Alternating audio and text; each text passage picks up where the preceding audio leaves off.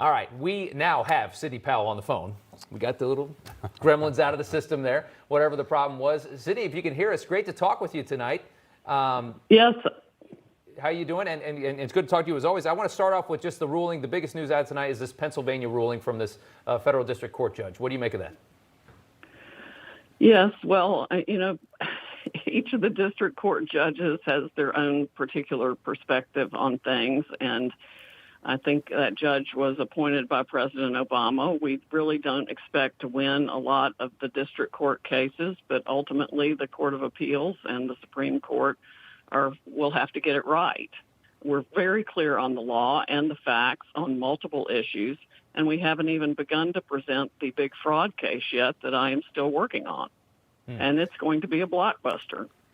I mean, it's interesting. Obviously, I mean, you guys had the news conference this week. There was a lot of compelling stuff in there. It sounded like you guys were making progress going down a road of investigation. But as I think anybody understands, when you're trying to lay out a case, it takes time to find out what you have. You had a bit of a rub with Tucker Carlson this week, who basically said you didn't have any evidence when they asked you to come on. What is the truth of the matter there? Because that made a lot of news. Oh, yes. Well, he sent me some very abrasive and disrespectful emails or text messages, and I responded politely, offering him a different person as a witness who could explain it. I simply didn't have time to do it then, and I sent him a copy of one of the compelling affidavits that we have in the case. And apparently that wasn't sufficient for him. He was having a little bit of a tantrum. But I didn't see or hear what he said, and I haven't had time to listen to what he said after that. I'm just proceeding on my course of getting the case ready to prove in a court, which is where we prove cases of law, not in the media. What is your timeline as you look at this? You know, what's the timeline you think before you can put out some of this evidence that can really, you know, if you want to shut the media up, or they say that you guys have nothing, when will you have some of this stuff that's this hardcore evidence in paper and writing?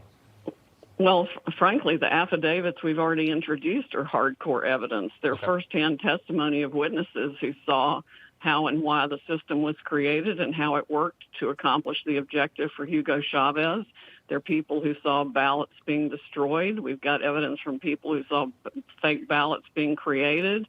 We've got all kinds of different evidence, and then we've got the statistical and mathematical evidence that's absolutely irrefutable.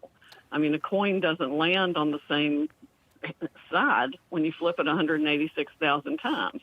You can't just inject 86,000 Biden votes and expect anybody to believe those are real, and they're not. When we see, no matter how you analyze the statistics, whether it's a predictive model or the actual data as it comes in, it doesn't hold water. And we've got other testimonial evidence that appears to be coming in now to indicate the Democrats literally added 35,000 votes to every Democratic candidate to begin with. 35 in any particular state, or you say 35,000 where? We've got it definitely all over one state, and I would be willing to bet it happened everywhere. And when you lay all this out, and you're going to do this in court, do you have what you think is irrefutable evidence that will make up the minds of millions of American people? Well, the burden of proof in court is only a preponderance of the evidence. It's not beyond a reasonable doubt. That's the criminal standard. But frankly, with everything we've got, these should be criminal prosecutions at a significant level for fraud and conspiracy to defraud provable beyond a reasonable doubt. There are hundreds of thousands of people in our criminal system right now in prison who were convicted on far less evidence of guilt than we have here. Sidney Powell, I want you to react to something that this Republican senator from Pennsylvania, Pat Toomey, just said in reaction to the district court judge's decision.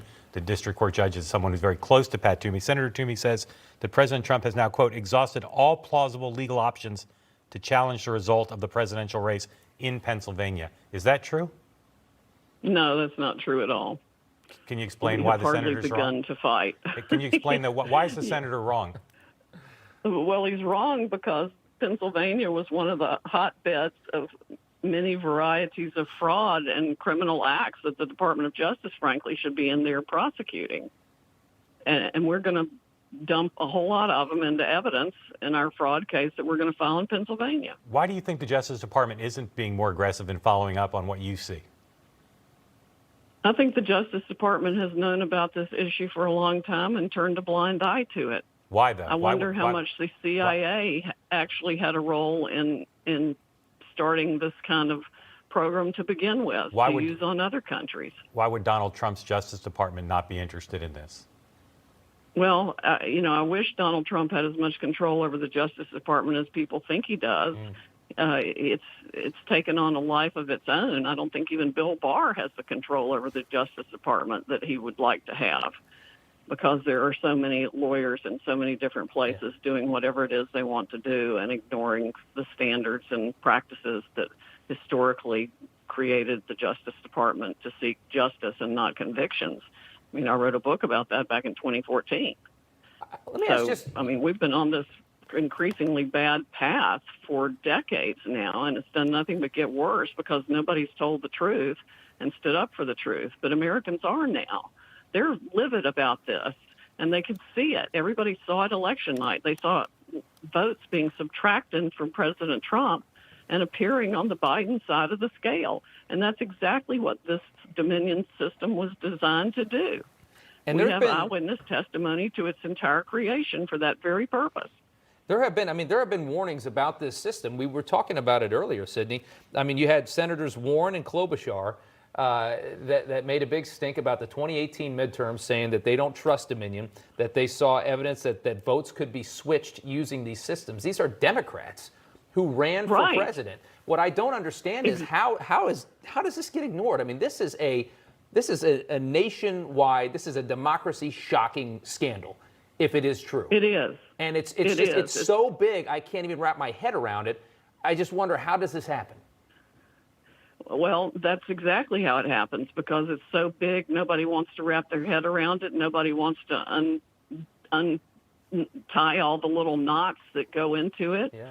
But we have to if we're going to be a constitutional republic. This cannot go on. Our votes must be counted fair and true. Every legal vote is entitled to be counted, and every illegal vote nullifies the vote of an American citizen and our public will of we the people. It's absolutely counter to everything this country was founded on. So we have got to get this fixed now. I can't unsee it. I'll tell you that. I certainly cannot unsee what I have seen. And I'm going to make sure everybody else knows everything I've seen too, because we've got to hold our government institutions accountable and do better than this by each other. And it does cut across both political parties. It cuts across generations now, or at least multiple decades of this kind of corruption. It's got increasingly more sophisticated. Has anybody given you... just smudge the edge of a ballot and stick it through the machine, and the ballot would be rejected. But now they can literally drag and drop hundreds of thousands of votes wherever they want them. I mean, everybody knew when they bought this system, and that was one of the features of the system. We've caught people lying now and saying that things that happened that ran people out of voting areas, and we've got tons of evidence. It's so much, it's hard to pull it all together. How big of a, if this happened, how big of a conspiracy, how many people would have had to have been in on something like this? Oh, gosh, probably thousands, including the people running the machines at each of the polling centers. We know, for example, that one of the higher-ups of Dominion went to Detroit the night of the election to handle things himself. And we also have evidence that there were any number of VPN lines open to the Internet for foreign actors to be meddling in it. Has anybody given you an explanation that as to why they had to turn the machines off?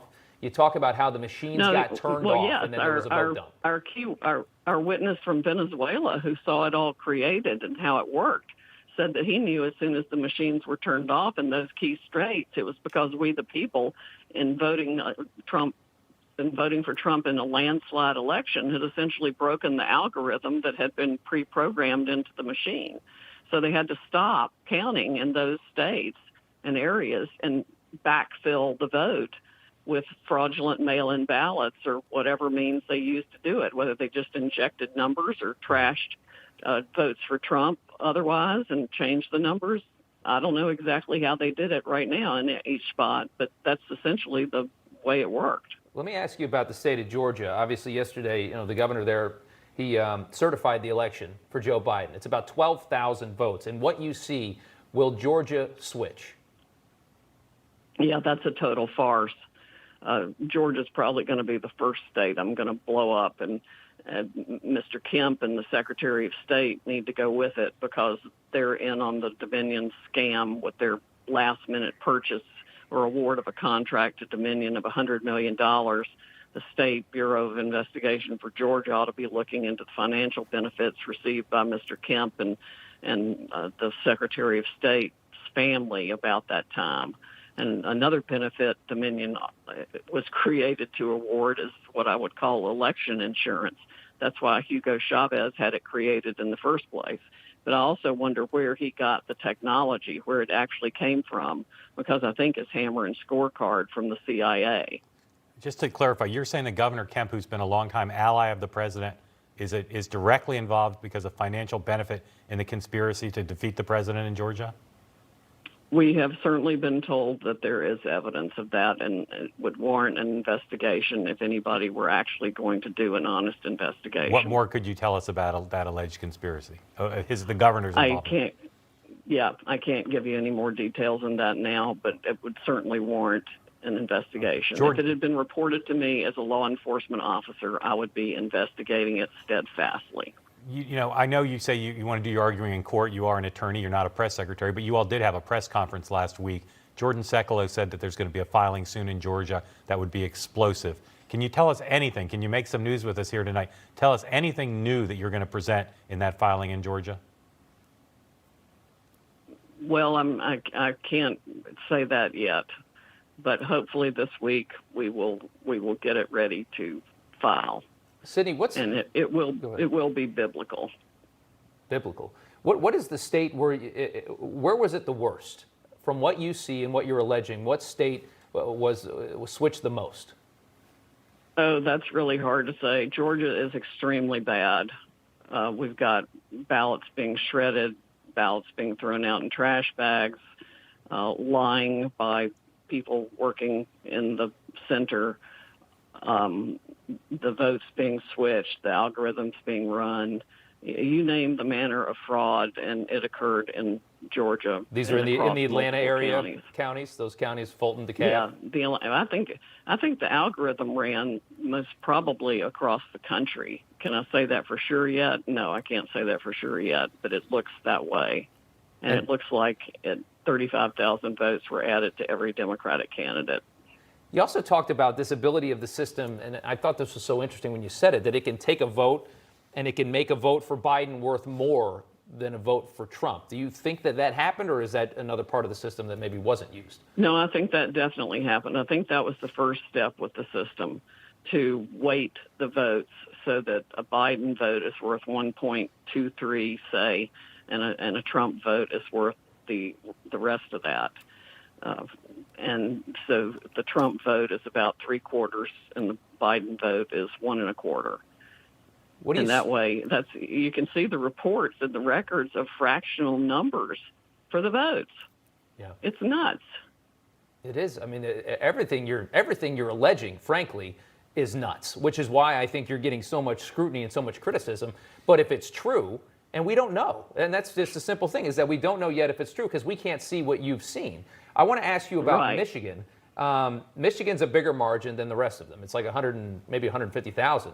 What are you seeing in Michigan? We're seeing essentially the same things in Michigan, except larger number of ballots being stuffed in. It's the old-fashioned stuffing the ballot box. They're just doing it by computer instead of by paper. That's really all it is.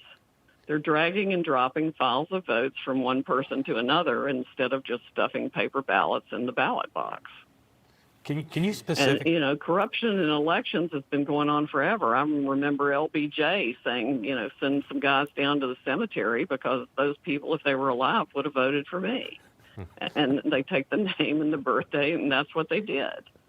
So it's Saturday night. Can you preview for us as specifically as you can what's going to happen this coming week, starting Monday morning? Tell us where you're going to file, what you expect to happen by Friday.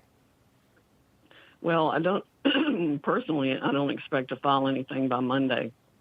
I'm hoping we can get it ready by Wednesday. If not, it should be ready by Friday. But it's a massive project to pull this fraud claim together with the evidence that I want to put in. So are you saying you're going to file? And remember, this isn't a summary judgment motion where we actually have to produce any evidence now. Your typical lawsuit, you just file the statement of what the charges are without any affidavits or anything. But are you saying you're going to file the way the media is going about this is absolutely ridiculous and unreasonable to expect us to put evidence in right now. Although we know election issues are on an expedited schedule. But I could wait a month to file the fraud case, and everybody would have to undo their certifications because it's so bad. But are you saying you're going to file the same case in multiple jurisdictions or in one jurisdiction? Each one's a little bit different depending on what happened in the state, the different manner and means and the evidentiary aspects that support each one. We've got different affidavits from different witnesses in each of the states. So there are going to be some differences between them, but there are going to be claims that are identical. Some of the legal claims are going to be identical. For example, in a number of states, there were modifications to the machine after the statutory cutoff date that should invalidate every vote cast on the machine. I mean, there's no way Georgia can proceed to have an election using those machines for the runoff candidates. Yeah. That's absolutely absurd. As we wrap this up, Sidney, I think everybody at home right now wants to see this. They want to see what you say you've seen. Is that going to be possible at any point? Are we going to be able to see some of these problems and some of these issues, the way these systems work and the way this Dominion works? Yes, and there's actually evidence online now. I mean, we need to try to get our website up to date with the complaints that have already been filed. But exhibits were attached, for example, to Lynn Wood's complaint in Georgia that are remarkable and stunning, including the affidavit of the young man from Venezuela who saw Hugo Chavez create how they did the software, hire people to do it and get it done, and then how it worked to make sure he won every election thereafter. That's crazy. What it's designed to do. Their own handbook tells you that these things are features of their system. Right. Are we supposed to think they didn't use the features? Heck no, they used them. And they used them against their own candidates. The Democrats used them against Bernie Sanders in 2016. And somebody even told him what had been done to him when Hillary Clinton won that primary, and he didn't. And instead of standing up for the American people and the right to vote, he sold out. You're saying Dominion, the Smartmatic Dominion system was used in 2016 when Hillary beat Bernie in the primary? Yes. Wow. I don't think we had heard that yet. That's an incredible development right there. And you say he knows that. Bernie Sanders knows that. Yes, the person who sent me the data told me that they informed Bernie Sanders of all their findings, and he didn't do anything except get enough money to buy another fabulous house. Wow. I'm telling you, it's been used for both parties. One of the big problems is that we don't know who was elected by buying their election through Dominion. I'm sure it crosses party lines. That's not an accusation against every politician. It's certainly not meant to be, but it means we don't know which ones got elected that way and how much they knew about how it was being used for or against them, certainly not against them. But I'm reasonably certain at this point that John James was ripped out of his seat, and he was entitled to have won that election by the real vote. And the same, I think, is true for Doug Collins in Georgia. And there's no telling how many congressional candidates should have won that lost by the addition of 35,000 votes per Democrat or the algorithm that they were running against whoever they wanted to target. I mean, you can do it candidate by candidate. That is something else. I mean, it's mind-blowing. Sidney, what you're alleging, I can't even imagine, and I hope that you will join us again to talk about what you continue to find as you continue to investigate. I will do that, and I will try and get more stuff up online this week. We've got some website or just email issues, it to and us. Of course, people are trying to hack us and everything else. But right. Democratic Congresswoman Carolyn Maloney wrote the Treasury Secretary about this very issue in 2003, I think it was. 17 So years people ago. have been complaining about it, and the government's done absolutely nothing except whatever it wants to do. So who is really pulling the strings here and choosing the American Right. officials pursuant to this system? Yeah. Because it's not the people of the United States of America, and that's supposed to be who it is. It's just something else. And like you said, prominent Democrat politicians have complained about the usage of this system in this country. Sidney Powell, thank you so Right. much for joining us tonight on the phone. I know how busy you are, and we appreciate the time. Thank you. My pleasure. Okay.